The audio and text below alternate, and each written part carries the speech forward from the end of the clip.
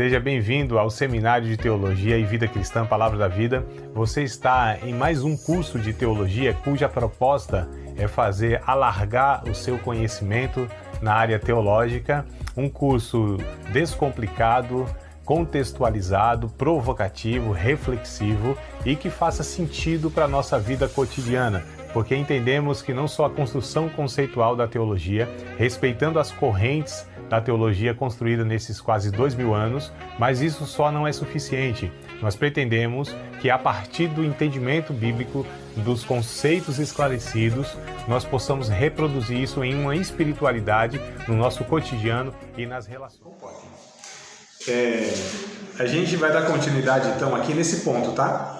A gente está falando da vida futura, a gente não pode perder, né? Isso aqui que é a vida futura. A gente está falando da vida futura e na aula passada então nós falamos sobre essa realidade da salvação, do reino de Deus, né? Que é algo que já inicia aqui e agora. Lembra desse ponto, né? Então assim, nós já vivemos o reino de Deus e o reino de Deus é essa vida futura que é antecipada pela vida de Cristo em nossas vidas, né? Então o reino de Deus não é uma ideia para a eternidade, embora a eternidade seja a plenitude, o cumprimento cabal desse reino de justiça, de paz e de alegria plena. Mas isso não quer dizer que é algo apenas para o futuro. É o agora já, mas o ainda não, né? Que é a primeira carta de João lá que nós lemos, se não me falha a memória, né? Capítulo 3, alguma coisa assim. Isso, né? Então agora já e ainda não, é de lá que é extraído esse pensamento aí. Então nós falamos sobre a questão dos materialistas, ou seja, aqueles que se prendem muito, não foi? Isso, paramos aqui. Aqueles que se prendem muito às coisas, e nós somos essas pessoas que nós somos regidos pela alma. Quais são as 5 faculdades da alma? Já falei isso com vocês? Vocês já ouviram? Não? Mas vocês sabem o que são as 5 faculdades da alma, né?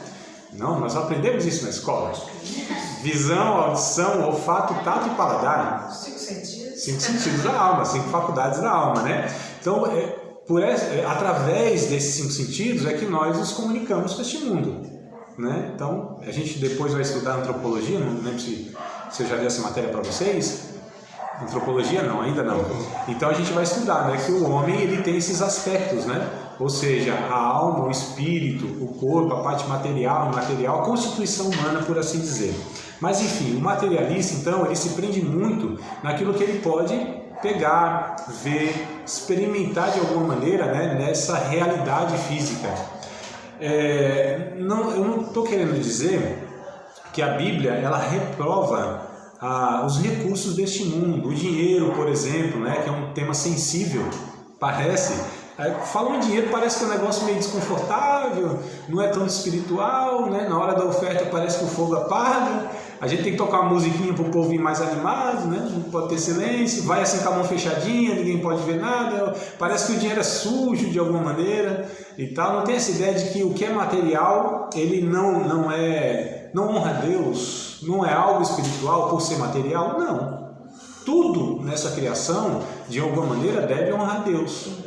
Não é o dinheiro o problema do ser humano, é a corrupção, o egoísmo, a ambição, a cobiça, e isso sim, porque se não tivesse, como não tinha antes, o vil metal, a pecúnia, né? A gente não tinha essas questões, mas você sempre teve no ser humano, porque o problema não é o corpo humano, não é o que a gente vê em si, não são os olhos em si, porque se a gente pega uma pessoa que ela não enxerga, cega, né?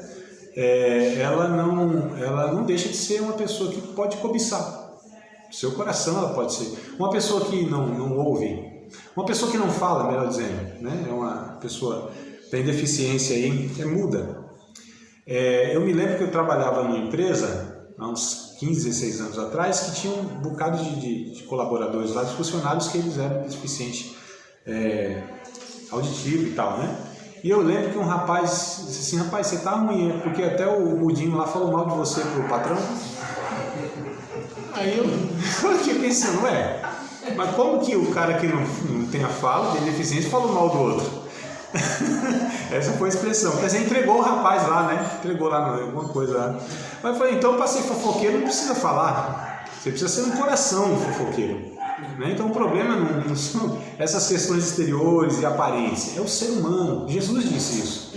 Jesus disse que o problema não é o que entra no homem, o que entra, de alguma maneira, tem um processo para sair e vai embora. Né? Mas é aquilo que sai do homem. Então o problema é muito mais profundo. Né? As questões elas não são aparentes, como a gente pensa. Por exemplo, o dinheiro que eu estou exemplificando aqui, não é o dinheiro que é a raiz de todos os males. E eu brinco com os irmãos, se você acha que é dinheiro, eu passo depois no meu Pix, que é mais fácil hoje, né? Você passa todo o seu dinheiro para mim, você é feliz e abençoado por mim. Então não é o dinheiro. A Bíblia diz que o amor ao dinheiro, né? Esse apego excessivo às questões materiais, isso nos prejudica de alguma maneira. Então a gente precisa entender, amados, que sempre houve no meio religioso, ou aqueles que eram povo de Deus, pensamentos que eles não estavam de acordo com essa visão futura, ou seja, com a eternidade.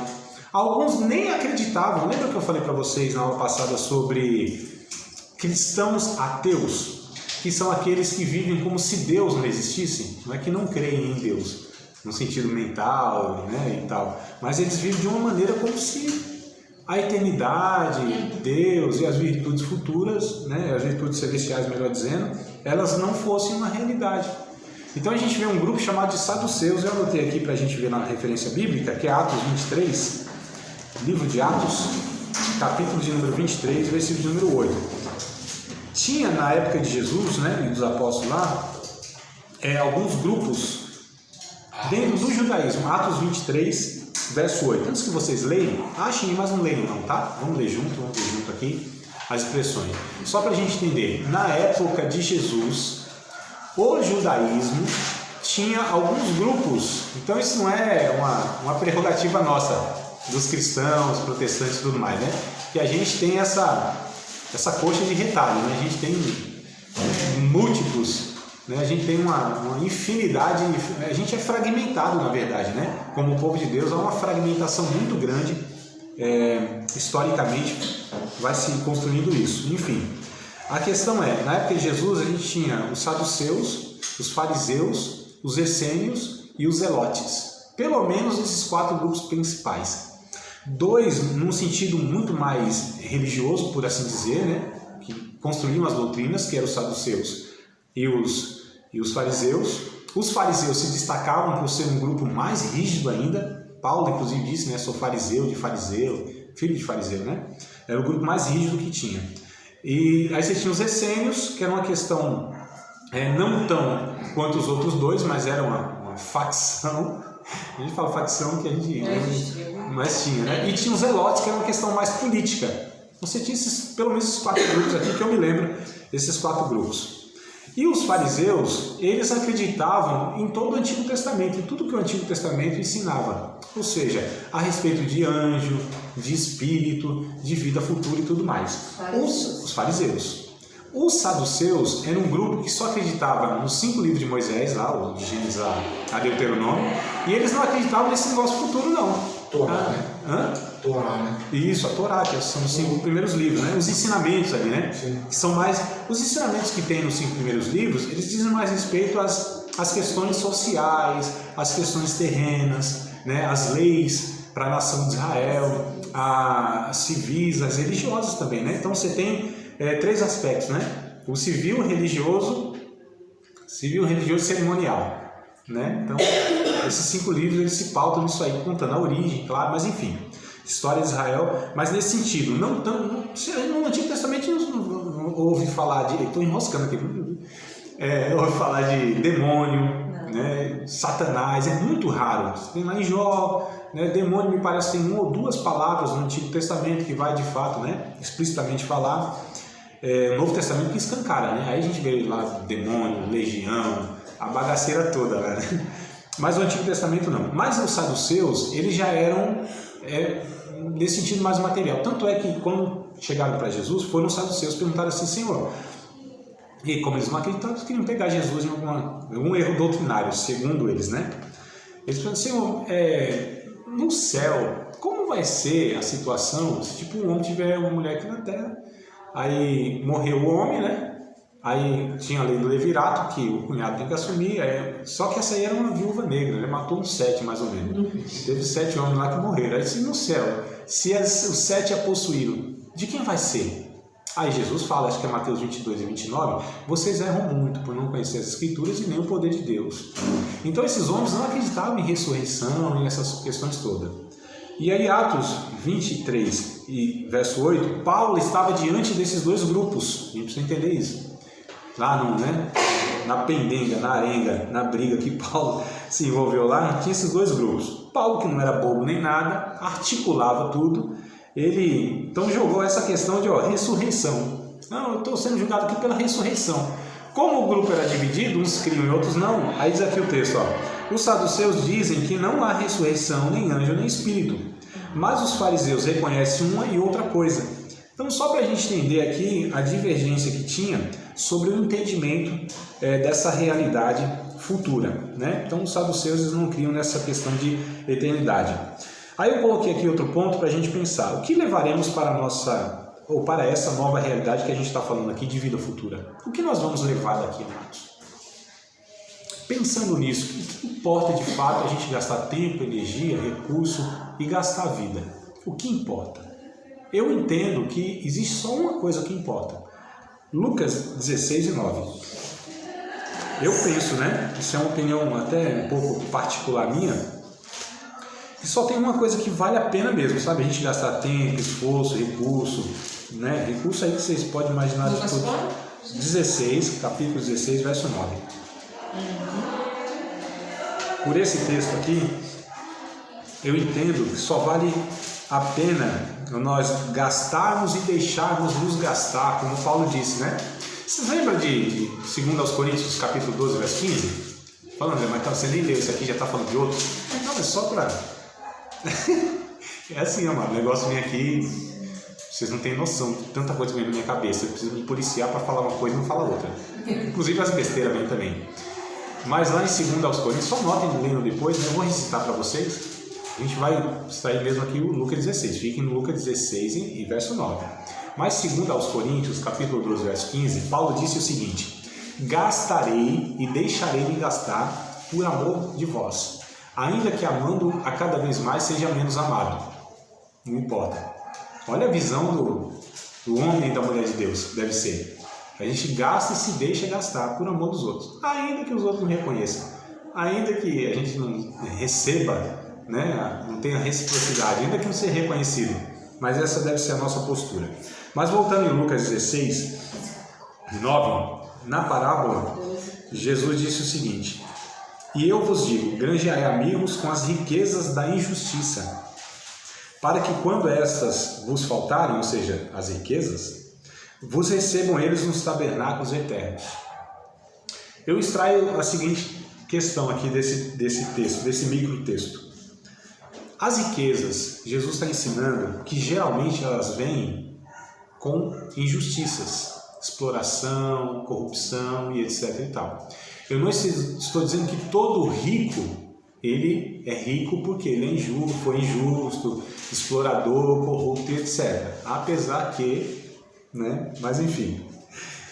Outro ponto aqui, que é o principal, é que o que Jesus está ensinando? Que nos tabernáculos eternos, que no céu, que na eternidade, teremos uma relação.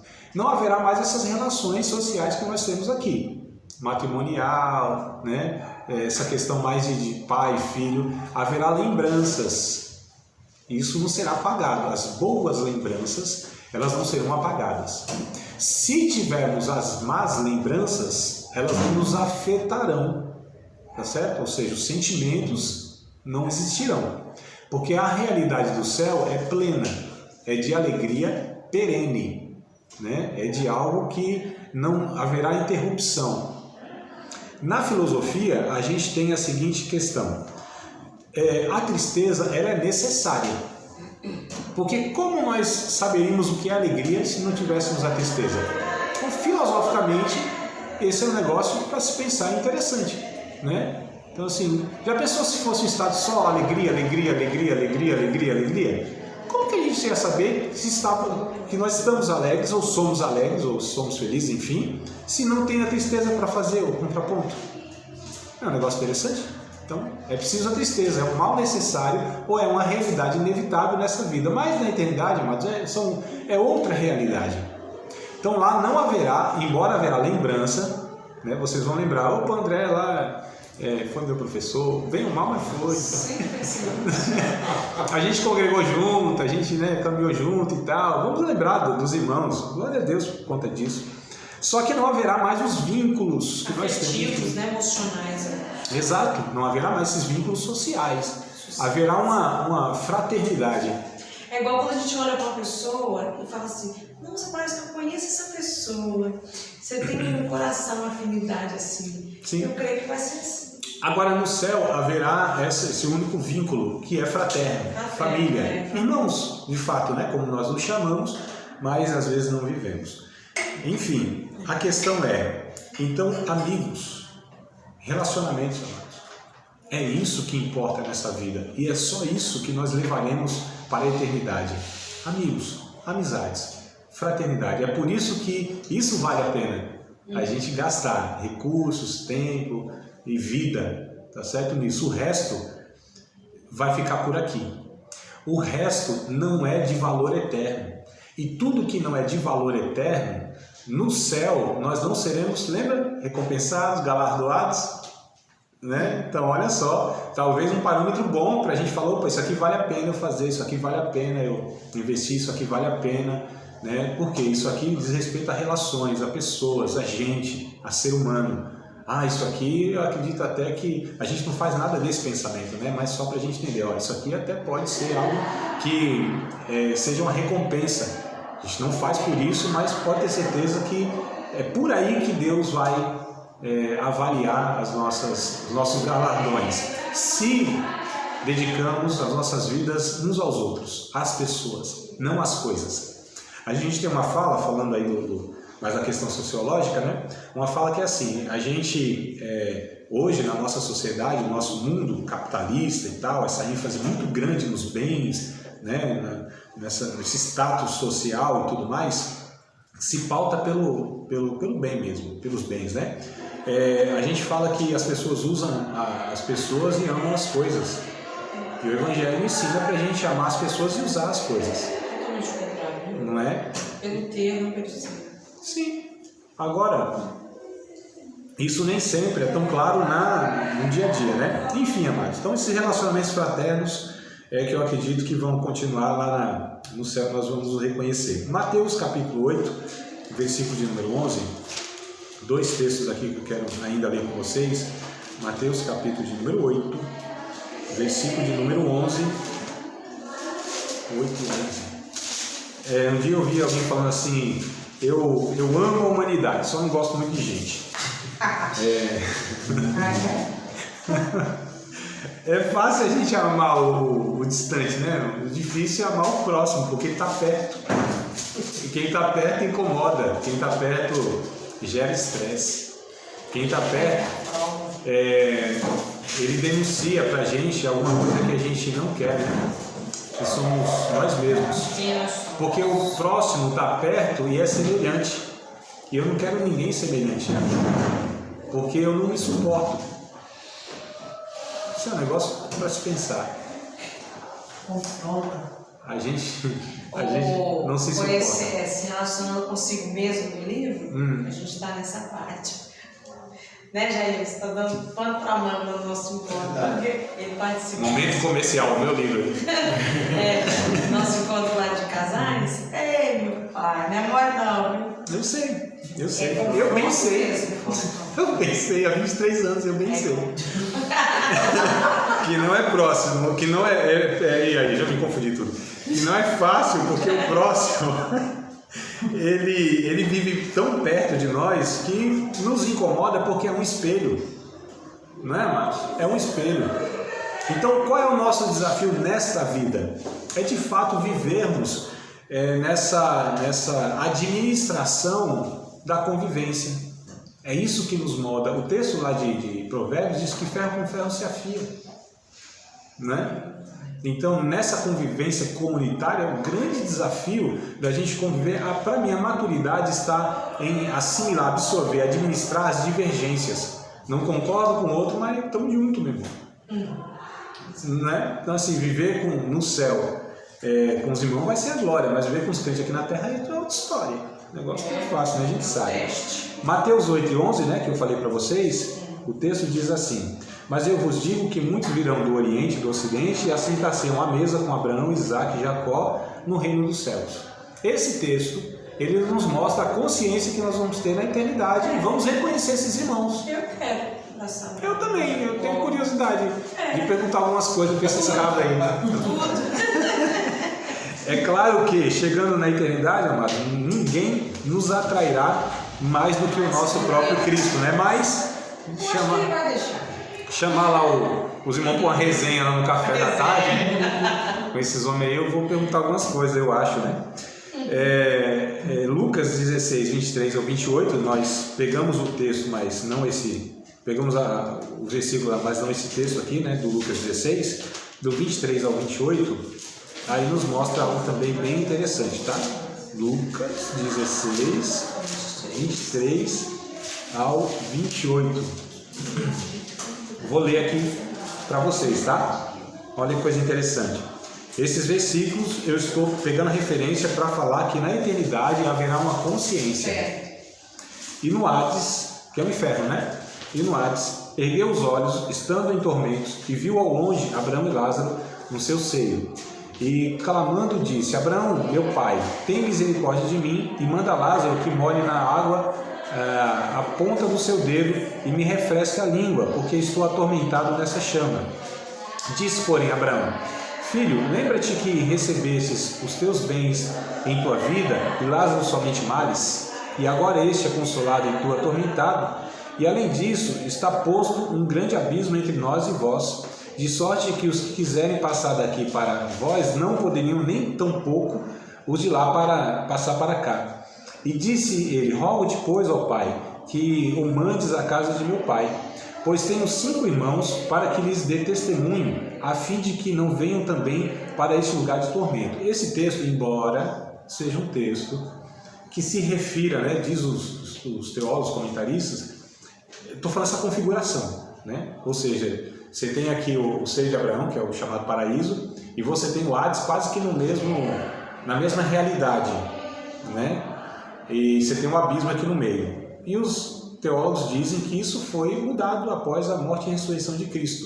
Esse paraíso foi elevado lá perto de Deus, lá, pertinho de Deus, na esquina, assim. E o que acontece? Mas aqui a gente percebe, porque não é exatamente lá no contato com Deus, mas a realidade foi... No primeiro céu. Não, é no terceiro, não está lá. Mas a questão eu faço uma salada, né? Eu perco aqui o fio da meada, mais atrapalho para a minha conversa do que... Mas só para entender, aqui há dois estados de consciência, tanto para os perdidos quanto para os salvos. É isso que eu quero destacar aqui, isso que o texto, entre outras coisas, nos mostra, essa consciência. Então, o rico, ele viu, ele reconheceu Abraão e reconheceu Lázaro, inclusive que ele convivia lá. Lembra que a história diz que o mendigo, né? Ele vivia lá na porta do palácio da casa do camarada lá, né? Então eles se reconheciam, ele reconheceu. E ele também tinha consciência de que tinha irmãos lá. Tanto é que ele falou: manda o Lázaro ou alguém ir lá e falar para eles, para essa realidade aqui, ó.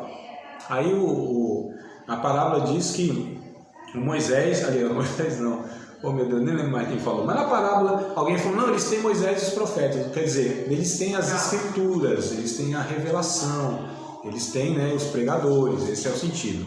Mas o que eu quero destacar é essa consciência, amados, que haverá na eternidade, tá? Haverá também a plenitude de vida nessa vida futura. Vamos ler um texto de Apocalipse, capítulo 7, versos 16 e 17. Haverá plenitude da vida. O que isso quer dizer? Quer dizer que tudo o que contribui para a morte. E nesta vida não haverá continuidade. Tudo que contribui para negativamente. Apocalipse capítulo 7, versos de número 16 e o 17. Na eternidade, tudo aquilo que não é vida, tudo aquilo que não produz vida, Tudo aquilo que não se assemelha com vida não terá continuidade, amados. Pensem aí, o que aflige a tua vida, a tua alma, teu corpo? O que aflige? Doença, dores, dívida. Empatia. Tudo que aflige, né? As angústias, as tristezas, as dores, as enfermidades, as limitações, os cansaços, né? Fadiga, a própria morte. Tudo isso, amados, não haverá lá. Lá será a plenitude da vida. Olha o que diz o texto aqui. Nunca mais terão fome, nunca mais terão sede, nem sol, nem calma alguma cairá sobre eles, porque o Cordeiro que está no meio do trono os apacentará e lhes servirá de guia para as fontes das águas da vida. E Deus limpará dos seus olhos toda lágrima. Aqui é inevitável. Nós estamos em uma condição, pode ser crente fiel, pode ser honesto, sincero, pode devotar a vida a Deus, pode, sabe, viver uma vida assim, entregue para o reino de Deus. Nós não estaremos isentos de todas as mazelas deste mundo, amados. Todas elas. No céu, no inferno vai ser normal. Acho que no inferno vai ser tudo ao contrário. Porque do jeito que ele está falando, né? Do jeito que o livro está falando, como se ele estivesse sofrendo os seus entes queridos, né? Que estão lá naquela situação que podem ir ser semelhante a ele, o inferno também. E na eternidade, porque estamos falando de vida futura, ou seja, de eternidade. Tanto para um. Exato. E aí, a questão dos perdidos eternamente, haverá justamente o oposto. Né? É igual nós não vamos lembrar. Eu falo que eu já estou lá, meu Deus. Jesus, já sei que Jesus. Então a gente vai ver, não vai lembrar, vai colocar assim a tristeza. Mas eu acho que a maior tristeza de quem está lá, Deus vai permitir que ele veja algumas coisas lá no céu, na eternidade, justamente, que o maior sofrimento é você ver, poxa, o que eu perdi? Olha onde que eu podia estar. Não sei se nesse sentido, né, de contemplar, de ver. A questão e no oposto aí, né? Na verdade, a melhor coisa da eternidade não são essas coisas em si. Isso né, um desdobramento. Sim. Né? Essa vida plena é porque nós estamos, na verdade, diante da fonte da vida, do doador da vida, né? Do originador da vida, que é o próprio Deus. E todas essas coisas serão desdobramentos disso. Na eternidade sem Deus é o oposto, por não estar na presença de Deus ou por ter a ausência plena de Deus.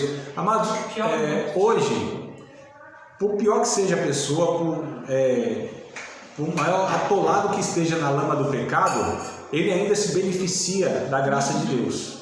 Ele ainda tem o dom de Deus, da vida, enfim, né? Espírito Santo ainda. De muita coisa. Mas o que é a punição eterna? É a ausência plena de Deus.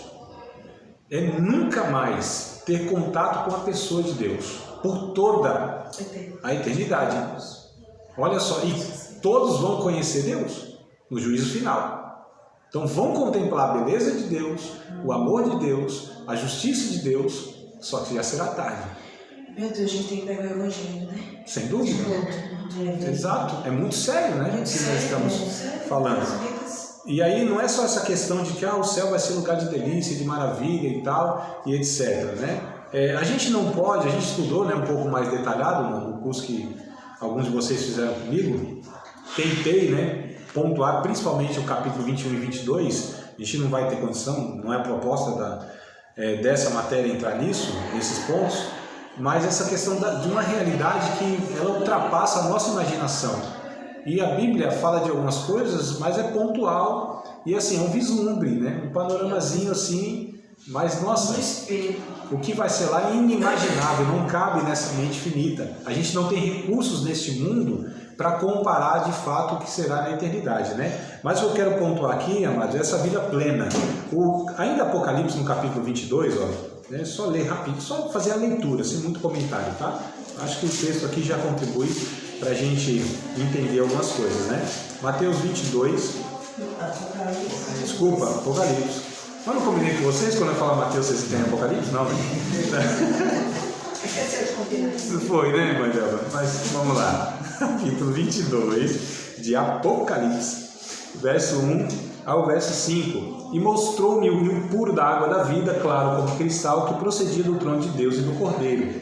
No meio da sua praça e de uma e de outra banda do rio estava a árvore da vida, que produz 12 frutos, dando seu fruto de mês em mês, e as folhas das árvores, ou da árvore, são para a saúde das nações. E ali nunca mais haverá maldição contra alguém.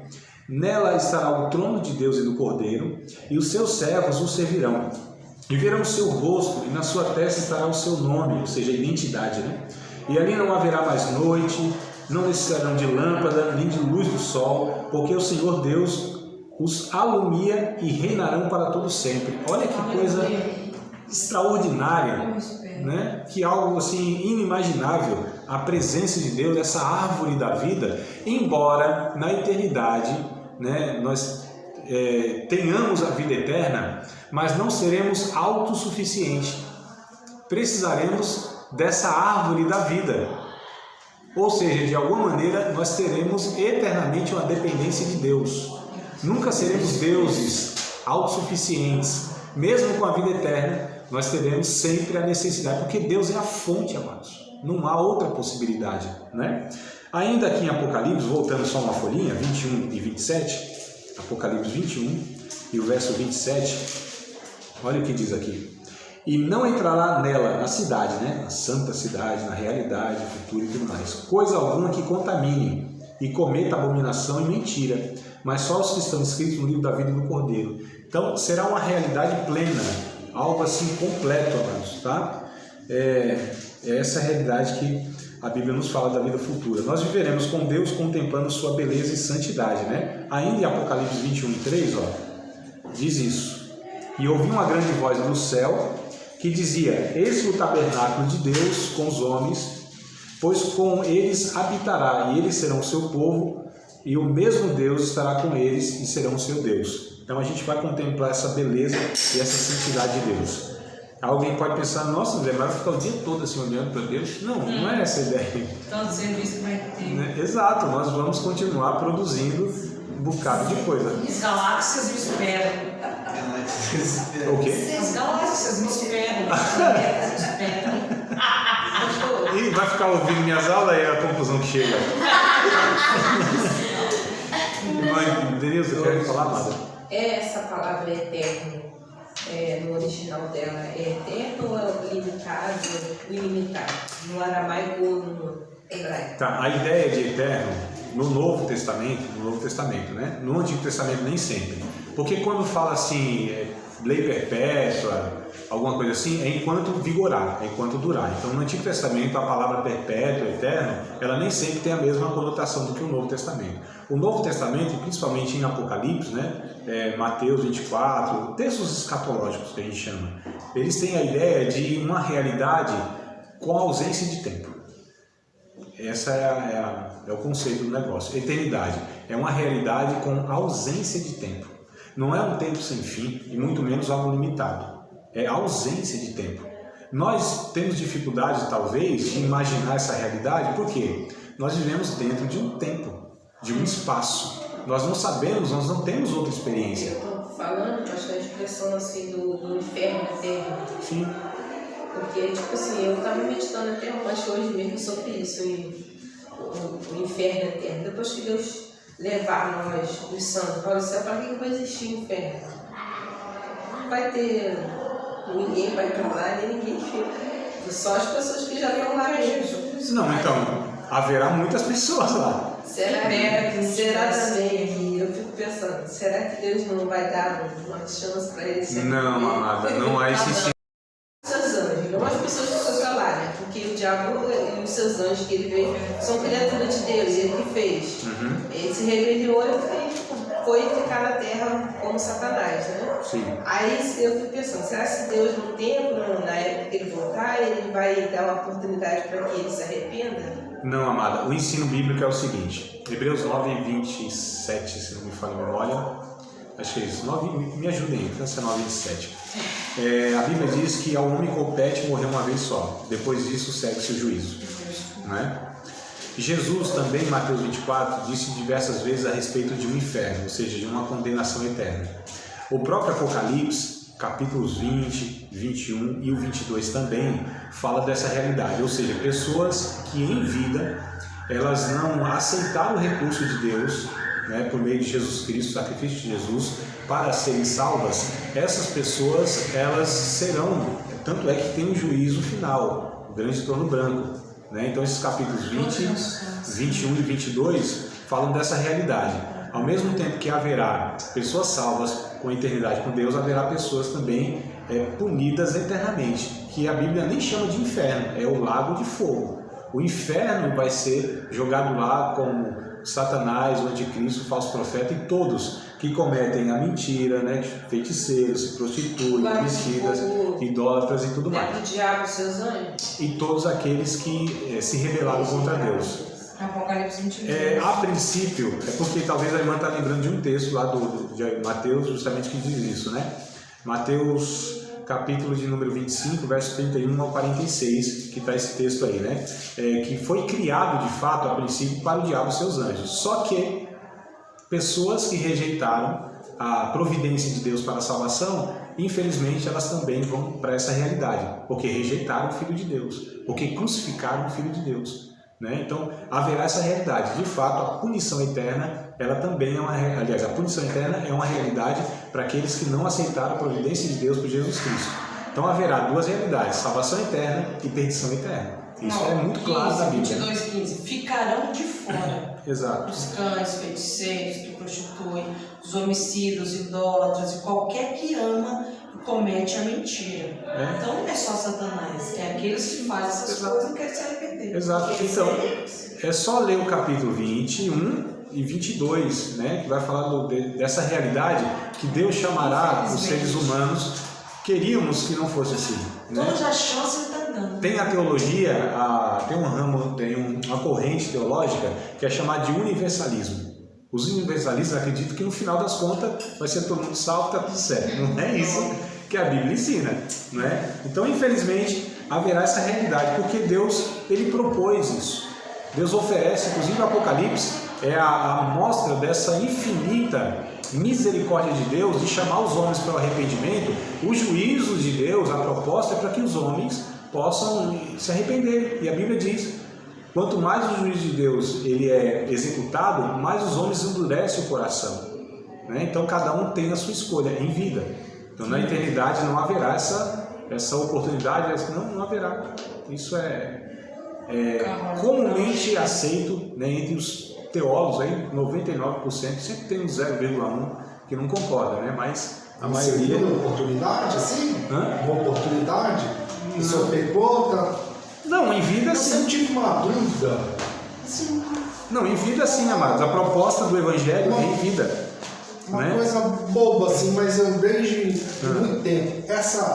O Pai Nosso, né? Seja feita a vossa vontade, assim na terra como no céu. Sim. Ou seja, então se fizer a vontade ou não fizer, tem a possibilidade de renúncia. De estar lá no céu e renunciar. Né? Sim. Seja feita aqui, nós fazemos a vontade para ir. Se não fizer a vontade lá, é contrário aos preceitos de Deus. Então você pode ir para outro caminho. Tem essa possibilidade, é loucura minha se pensar nisso. A Bíblia deixa muito clara como é a realidade. Qual é a realidade? Deus propõe um caminho para a salvação, que é Cristo Jesus. Eu sou a verdade. Né? Então Deus propõe isso. É o único caminho. Deus só tem uma forma de salvar os seres humanos, é através do sacrifício de Cristo. Ele estabeleceu isso, né? E aí tem outra, desde o Antigo Testamento Deus fala assim, coloca a vida e a morte, vocês escolham. Eu sugiro que vocês escolham a vida, né? Então olha como esse Deus, embora tenha todo o poder, ele propõe relações onde as pessoas escolham ele pelo amor e não por outra via, né? Então assim, infelizmente, essa é a realidade. Infelizmente, quem não aceitar a salvação por via do sacrifício de Cristo vão ser penalizados, punidos e responsabilizados eternamente por essa escolha. Deus dá a escolha, os recursos, o meio, né, a pregação. Na verdade, seria justo se Deus deixasse que todos os seres humanos fossem para o inferno. Deus não seria injusto. A bondade, a generosidade, a misericórdia, o amor de Deus é que faz com que pessoas vão para o céu. Porque Deus não tem obrigação nenhuma com essa humanidade que rompeu com Ele lá no Éden de salvar. Deus faz isso porque Ele é bom, ponto final. Né? Então, Jesus é o resumo de tudo. Exato, exato. Está expresso lá em Jesus, né? Amados, o que precede essa vida futura? Isso que eu quero abordar com vocês aqui. O que precede? Então, nós falamos da vida futura em alguns pontos, alguns aspectos, algumas questões, mas o que precede? O que vem antes, né? Quais os sinais, ou quais serão os sinais que precedem a vida de Cristo? Eu quero fazer uma análise com vocês, não sei se vai dar tempo, do capítulo 24 de Mateus. Mateus capítulo 24, eu quero fazer uma análise, uma breve análise, né? Não é uma coisa aprofundada, exaustiva, aquela exegese acadêmica e tal, mas uma análise aqui do capítulo 24 para nós identificarmos o que precede essa vida futura, quais os sinais de fato, né, que vão vir antes dessa realidade. Por que eu quero trazer isso para vocês? Porque a gente percebe hoje, qualquer coisinha que acontece no mundo, o povo já se agita, já se apavora. É a vida de Cristo, o mundo está acabando, e tá, não sei o que, né? E calma, não é, a gente não pode interpretar a Bíblia, a gente não pode a gente não pode ficar apavorado. Amados, para nós, o final dos tempos não é motivo de desespero, pelo contrário, nós estamos seguros em Cristo. Nós não temos problema com o final da história humana. Meu sonho. A gente já está, assim, alguns, não sei se eu falei isso para vocês, né? Porque o questionamento de alguns assim, mas se Deus ele é bom, se Deus ele é amoroso, por que ele não pune o Satanás? Por que ele já não sentenciou Satanás? Mas ele já fez isso. Isso já foi feito. Deus já puniu Satanás. Nós não lemos do Apocalipse? Ou, aliás, quem lê Apocalipse já está lá. É que Deus ele trabalha na questão da eternidade, né? Nós estamos no tempo, mas na ótica de Deus, na realidade de Deus, na presença de Deus, o diabo já foi punido, o inferno já está lá no lago de fogo, a eternidade sem Deus já está acontecendo, estou falando na realidade de Deus, e a eternidade com Ele, com salvos, redimidos, resgatados, também já está acontecendo. Por isso que a gente tem que viver como se estivesse na eternidade já. Nossa vida não pode ser pautada. Mas há essa angústia por causa do tempo. Então a gente não se questiona, mas quanta maldade. Meu Deus do céu, criancinhas sendo estupradas, né? Trabalho escravo, enfim, tantas mazelas, tanta corrupção, tanta injustiça, tanta coisa que está acontecendo. A gente não fica, por que Deus não intervém? Não, Deus já fez isso, mano. Nós estamos nesse tempo ainda. É difícil da gente. Parece que dá um bug, né? Dá uma bugada assim na cabeça. A gente fala que o inferno já é aquilo. E não é, né? Se fosse, estava bom demais. Né? Se o inferno ainda tivesse um ar-condicionado que a gente tem, né? Alguns benefícios. Mas a questão é, Deus já fez isso. Mas como. Sim, amada, pode falar. Eu queria saber a questão do inferno, você está falando aí. O que a Bíblia fala? Se é um lugar, porque a gente não, tipo assim, no plano de Deus não era existir esse lugar. E a partir da queda de Satanás, como que aconteceu dessa história de inferno? Tá, não, o plano de Deus era existir esse lugar. Para Satanás e seus anjos. Deus não teve assim ele não fez uma coisa e falou, eita, tem que... Tipo um puxadinho que a gente faz na construção, né? Construir alguma coisa e depois, não contava com esse negócio aqui, agora eu tenho que fazer. Não, na onisciência de Deus, tudo isso já estava previsto. Deus não só sabia, como Ele estabeleceu tudo que está estabelecido. Quando a gente vai pensar em Deus, a gente sempre pega as nossas categorias, as nossas experiências, os nossos conhecimentos. O grande problema é que a gente está falando de Deus. Então, Deus não cabe na nossa mente. Deus não existe. Não tem como. A gente sempre fica nesse negócio, oh meu Deus do céu, mas será que é assim? Não cabe. Agora sim, é válido. É por isso que nós estamos aqui, inclusive, os questionamentos, as perguntas, o tempo, procurar entender. A tem muita questão do inferno de ser um lugar ou uma consciência, entendeu? Não é um lugar. Não é ou é? Não é um lugar, não é um lugar. Porque lugar diz respeito... Literalmente, porque para baixo da terra, a gente vai para a terra e Isso. não para Aí fala assim, mas André, lá em Provérbios diz que o caminho é para cima, para desviar do inferno que está para baixo. A linguagem bíblica sempre vai nos dar os parâmetros que a gente tem aqui. Né? Deus está no céu, e o céu é para cima, e aquele inferno é para baixo, inferno é o lugar inferior. A gente tem esses parâmetros, mas assim, isso são categorias humanas que Deus está nos comunicando, porque de outra forma nós não teremos condição de compreender coisa nenhuma. Se nessa linguagem humana é difícil a gente conceber toda essa ideia, porque é uma realidade que ultrapassa essa dimensão, como eu disse, né? As nossas experiências. Então o inferno não é lugar, porque lugar fala de geografia. E eternidade é a ausência de tempo e de espaço geográfico. Isso que a gente precisa entender. Eternidade é ausência de tempo e de espaço geográfico. A nossa realidade se pauta pelo tempo e pelo espaço. Então, Deus é inespacial. Essas realidades são atemporais e inespaciais. O inferno é uma realidade existencial que não cabe na geografia e no tempo. Está para além dessas categorias. Porque senão estaria só no planeta Terra, aqui embaixo, se fosse olhar assim. Mas entenderam, amados, que... Sheol. Não, aí é uma questão de palavra. É Hades, Sheol, isso é Tártaro. Não é do dente não, tá?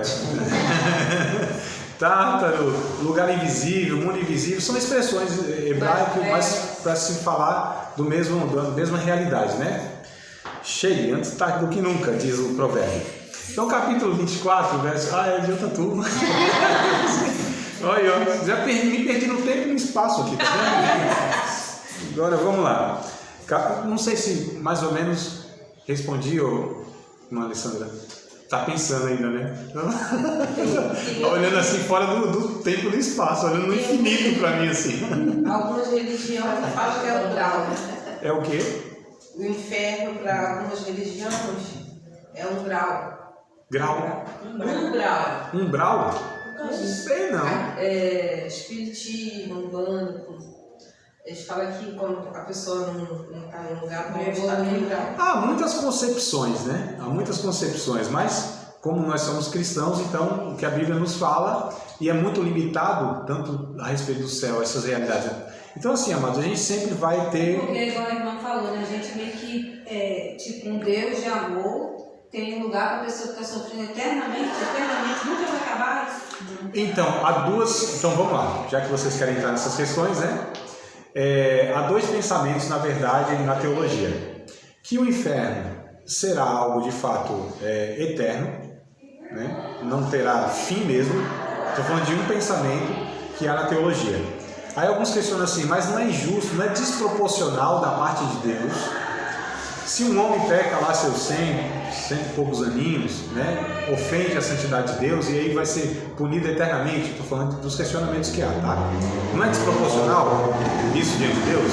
Aí a resposta para isso é assim, a questão não é a proporcionalidade, a questão é a gravidade. Pecou-se contra um Deus eterno, né? Outro ponto, então, é eterno mesmo. Agora outros pensam que será um período, não se sabe, porque de fato a gente não está entrando na dimensão, na categoria do tempo, do cronos, né? Do que é cronometrado. Será por um período, depois desse período, Deus simplesmente vai extinguir essa existência e essas pessoas. São duas correntes de pensamento que há na teologia. Né? Então assim, amados, a gente sempre vai discutir, vai ter um monte de questionamento. O segredo é pegar Jesus. O segredo é aceitar Jesus, pegar Jesus, viver uma vida de santidade. Mas o ponto é isso, que nós estamos falando de algo futuro, que nós não sabemos exatamente. É por isso que a gente tenta se limitar ao máximo, né? Aquilo que os textos bíblicos vão nos apontando. Porque todos pecaram, destituídos estão na glória. Sim, não, mas o ponto da irmã Alessandra é sobre essa questão. Aí há dois pensamentos, né? Mas enfim. E é muito importante sobre esse ponto que a Alessandra falou, porque muitas das vezes que a gente vai evangelizar alguém, conversar com alguém sobre o evangelho, a pessoa, minha irmã já falou pra mim, não adianta aceitar Jesus, não, eu vou pro inferno mesmo, que eu fiz isso, mais isso. Aí aqui entra a mensagem do Evangelho, né? Não, Jesus. E assim, amados, sabe de uma coisa? Sabe uma coisa que eu sugiro para vocês, quando forem evangelizar ou falar alguma coisa? Não fale nada de inferno, não, porque o inferno... Não, mas essa pessoa, Não, sim, eu digo assim, a ênfase, né? A ênfase. Porque se nós apresentarmos o nosso Deus, esse ser amoroso, né? Jesus, a eternidade, isso, amados, é o que as pessoas precisam saber. As pessoas sempre vão questionar e tudo mais, mas eu não me preocupo muito na evangelização, ou numa conversa com alguém que não conhece Cristo, de falar dessas realidades, primeiramente. Né? Os questionamentos, tudo bem, mas a ênfase é Cristo, a ênfase é a graça de Deus, a ênfase é a salvação em Cristo, a ênfase é a salvação. A gente precisa falar do caminho para o céu, porque para o inferno todos já sabem, estão indo. Então, né? Esse é o ponto. Bora lá ver se a gente consegue introduzir alguma coisa aqui do capítulo de número 24 de Mateus. Vou começar pelo verso número 3, só para a gente, né, pegar aqui um trilhozinho. Nós vamos falar do que precede a vida futura, tá? Quais são os sinais que precedem a vinda de Cristo? Essa é a pergunta que, inclusive, os discípulos fizeram no verso 1, 2 e 3, né? Vamos, então, aqui ler direito o trem, que eu estou agoniado, já quero ir para o 3. É o 3 que a gente vai... Mas olha só, verso 3? Capítulo 24, eu falei alguma coisa diferente? Capítulo 24, versículo 3, e aqui vai a partir dos sinais, vão a partir do 3. Mas vamos ler o 1 e 2, porque houve o questionamento. Né? Jesus respondeu, mas vamos entender o questionamento. Saindo Jesus, e quando Jesus ia saindo do templo, aproximaram-se dele os seus discípulos para lhe mostrarem a estrutura do templo. Jesus, porém, lhe disse: não vedes tudo isto? Ou tudo isto, né? Em verdade vos digo que não ficará aqui pedra sobre pedra que não seja derribada. E de fato isso aconteceu no ano 70, tá certo? Depois de Cristo. O general Tito, o Império Romano, entra em Jerusalém e destrói a cidade de Jerusalém, inclusive o templo, que não fica pedra sobre pedra. Então isso se cumpriu, só para a gente entender aqui, ó, as profecias e o cumprimento, né? Se cumpriu lá um pouquinho, algumas décadas depois do que Jesus falou.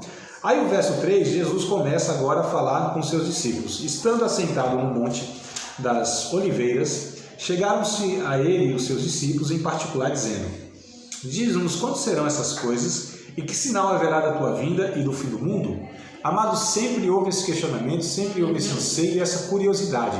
Quando vai ser o fim do mundo? Quais os sinais e tudo mais? Só que Jesus nos dá uma orientação e a gente precisa se prender às orientações e os limites que essas orientações nos dão, amados. Tá certo? Para a gente não ficar igual uns doidos aí, que marcaram o dia, a hora que Jesus veio, né? Então nós temos muitas pessoas dentro da igreja que cometeram esse equívoco muito grave, que é marcar a vinda de Jesus, não combinou com Jesus, né? Só marcar assim, tipo, marcaram, mas Jesus disse: não, eu não confirmei, não. Meu pai não falou nada. Então, aí a questão é, verso 4, aqui a gente vê, Jesus falando o seguinte: e Jesus respondendo disse: acautelai-vos que ninguém vos engane.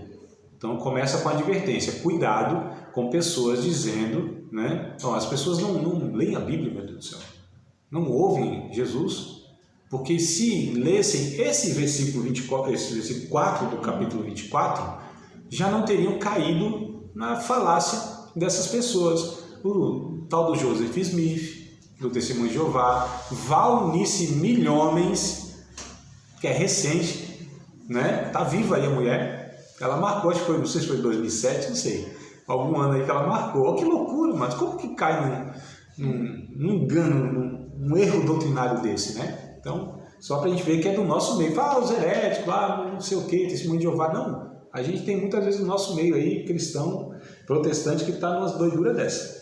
Aí o interessante aqui é que Jesus já vai pontuando, ó, versículo 5, ele disse que haveria falsos cristos que enganariam a muitos. Então, um dos sinais aqui, ó, porque muitos virão no meu nome dizendo: eu sou o Cristo, e enganarão a muitos.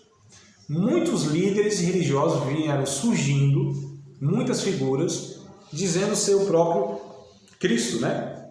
Então, falando, mas isso é absurdo, a gente nunca vai cair numa conversa dessa, então. mas milhares caíram nessa conversa.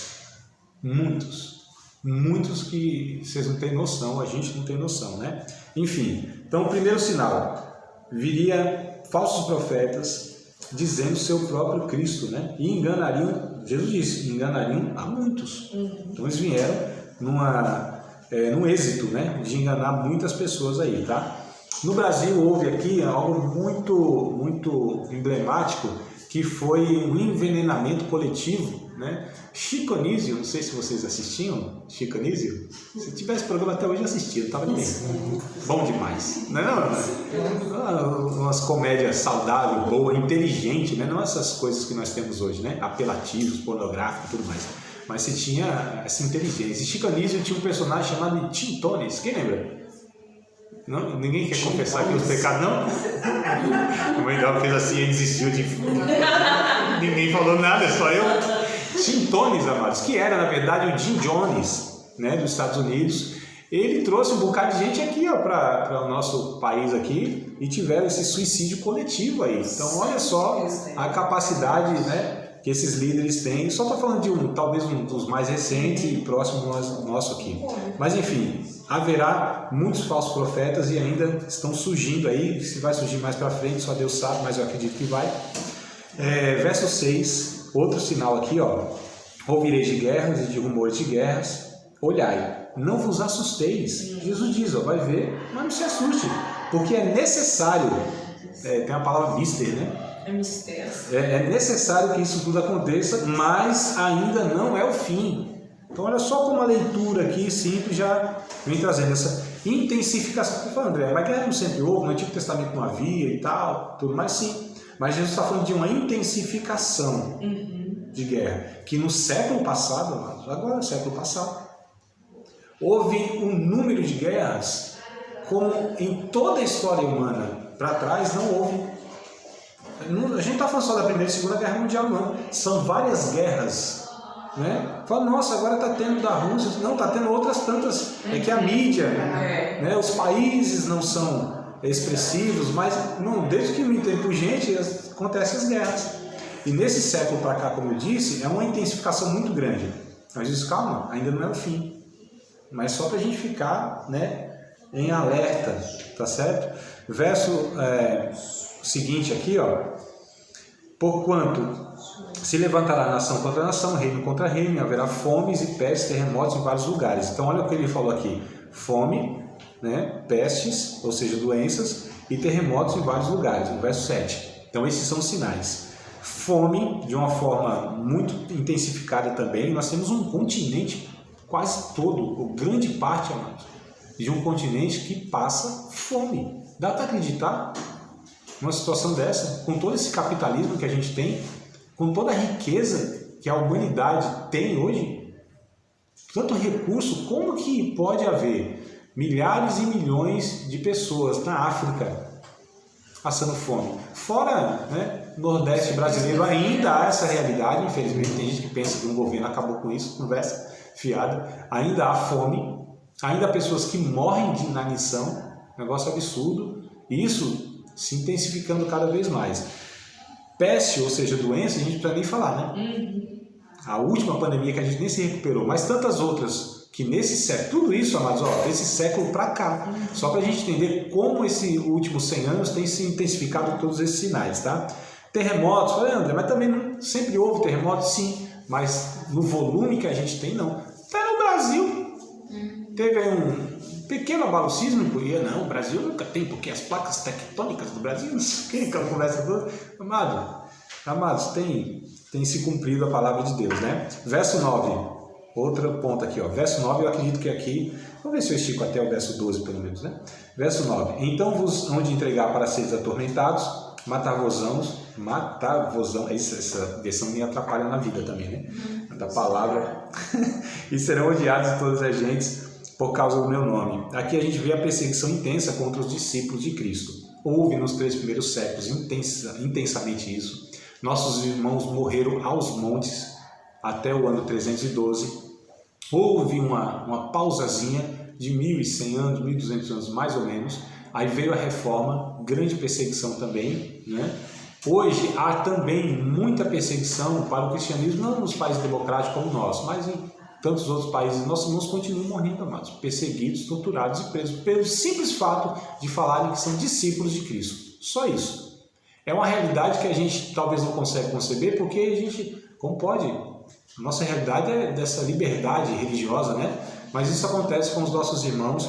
Se vocês querem saber o número exato, os países que perseguem, é a Portas Abertas, né? Eles dão lá. Recebe direto. Anualmente eles dão lá a lista, parece, dos países que mais perseguem cristãos, o número de cristãos que morrem só pelo fato de ser cristão. Então isso acontece hoje. Está acontecendo hoje. No início da guerra, teve um grupo lá que matou uns monges. Aí vem as desculpas para matar mais ainda, né? Enfim, mas isso também é uma evidência, tá? Essa perseguição. Outra que eu julgo ser talvez uma das mais escandalosas, no sentido que, aqui a gente vê que de fato o negócio está indo ladeira abaixo e está indo no final, que é o verso 9. Verso 9 não, é o 10 e diante. Nesse tempo muitos serão escandalizados, vão trair uns aos outros, e uns aos outros se aborrecerão. Surgirão muitos falsos profetas e enganarão muitos. E por se multiplicar a iniquidade, o amor de muitos se esfriará. Isso aqui é a apostasia. Ou seja, o desvio da fé. Quantas pessoas têm abandonado a fé, amados, nesses últimos tempos? Você não tinha esse número de pessoas que aceitavam a Cristo, pertenciam de alguma maneira ao movimento cristão e abandonavam. Essas pessoas, geralmente, elas de fato enfrentavam o que tinham que enfrentar e morriam na profissão da fé.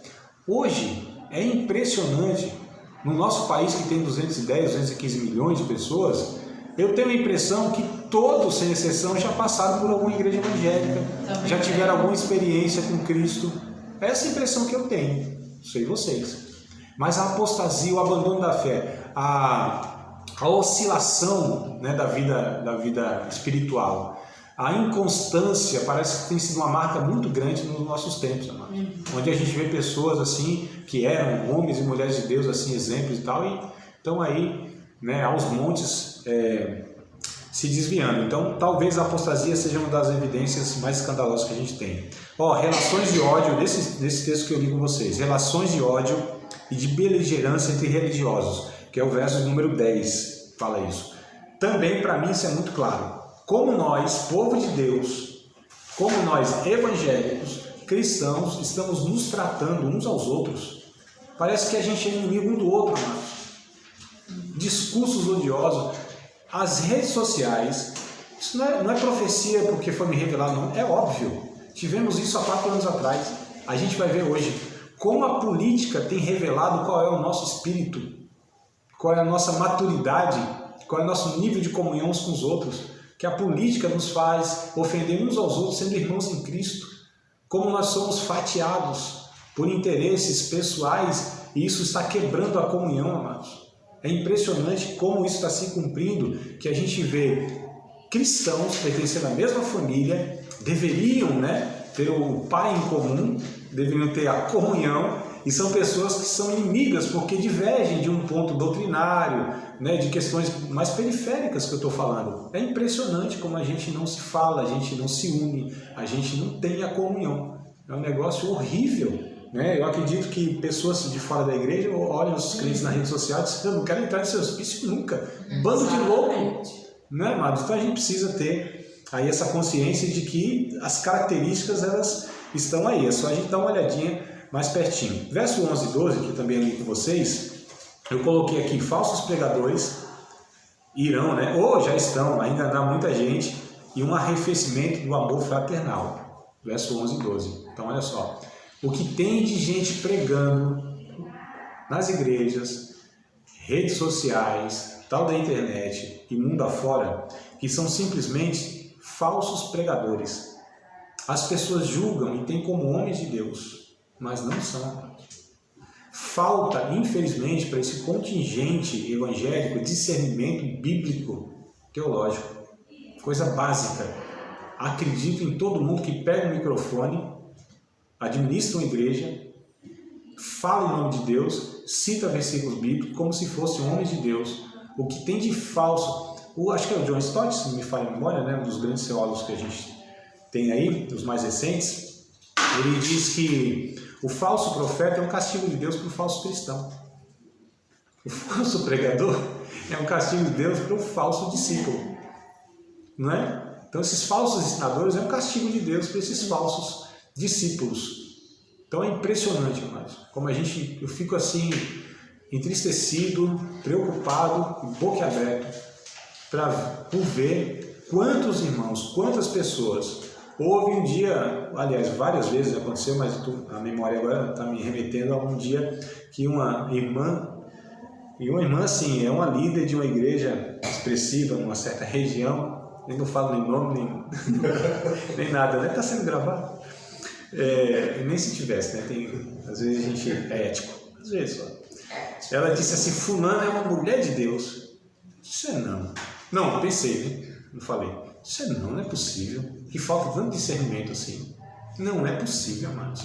Que a Polícia Federal está num caos, que foi preso por motivos óbvios, né? Ilícitos, e está falando é mulher de Deus. Como que pode? Que discernimento é esse?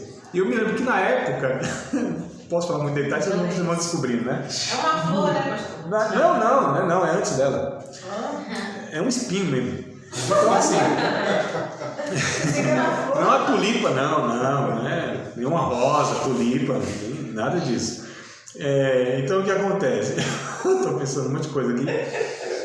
Eu me lembro que eu estava saindo de uma grande igreja expressiva no estado de São Paulo, na Celso Garcia. Entendi. Não, tem nada a ver com o que vocês estão pensando, naquela não, é outra. Eu entendi o que é. Aí eles estavam pedindo, amados, só para a gente entender como falta o bom senso e essa questão de discernir, meu Deus do céu. Não pode ser um homem de Deus aquela pessoa se está tendo essa postura, esse estilo de vida. Eu não estou falando de vacilou no pecado, não é isso. Eu estou falando de uma pessoa que assume uma identidade, um estilo de vida. Mas tem uma igreja expressiva, que está entrando na sociologia da religião, que eu estou dando agora na outra turma. Que eu vou falar dessa, que mudou, né? Mudou de alguma maneira a cultura lá na sua época, porque atingiu um grupo social específico lá. Eu estou medindo tudo aqui para não entregar de bandeja, né?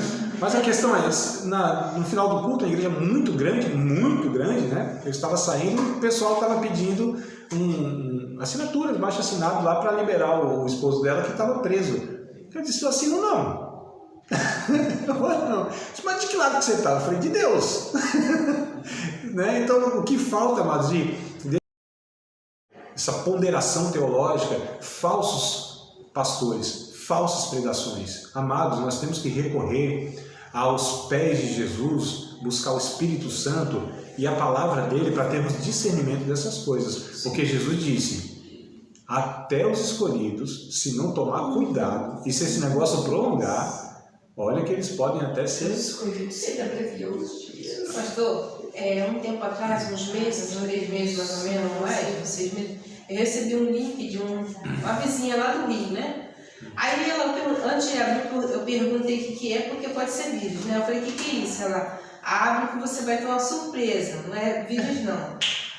Eu não abri, pastor, e aí tem uns aplicativos que os pastores compram, pagam, e aí tinha um ensinando o outro a ver, por exemplo, assim, a minha identidade, o número da minha identidade, meu CPF, onde que eu moro, eles têm, esse aplicativo tem câmera que mostra tudo onde ele mora. É pro cara revelar depois, né? Isso, aí vai lá para ele revelar que você tem isso, tem aquilo, e que você está fazendo isso, que você está fazendo. Você pega o ônibus tal, em frente à tua casa tem isso, tem... a pessoa fica maravilhada. E é tudo pro aplicativo que mostrou tudo para ele. Agora a gente percebe como as pessoas... E eu fui numa igreja aqui, né? Visitar que teve isso. Eu falei, eu quero ver esse para revelar para mim. A gente percebe, amado, o quanto falta disso que Jesus disse, prudência, né? Se acautelar, pode ser quem for, pode ser o teu pastor, e nota, pastor, pode ser o teu professor, pode ser quem for. A gente precisa ter a prudência, amados, de todo mundo ser passado pela peneira dos ensinos bíblicos, todo mundo, toda hora. Eu tinha um aplicativo desse. Não, tem...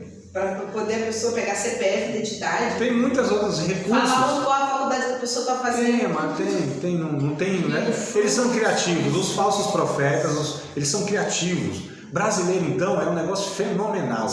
É muita criatividade, a mente do brasileiro é fértil, nós somos um povo Mas eu falo criativo. assim, pastor, não na mente fértil, não ter medo da vara de Deus, entendeu? Não, são o falso profeta, amados, o falso profeta, o falso pregador, ele não teme Deus.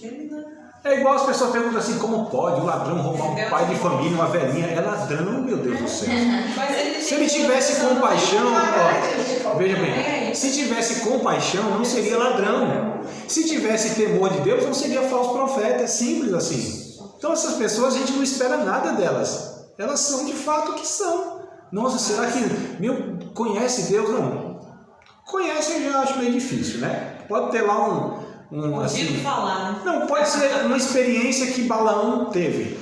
Quem era Balaão? Era uma pessoa do Antigo Testamento lá, lembra?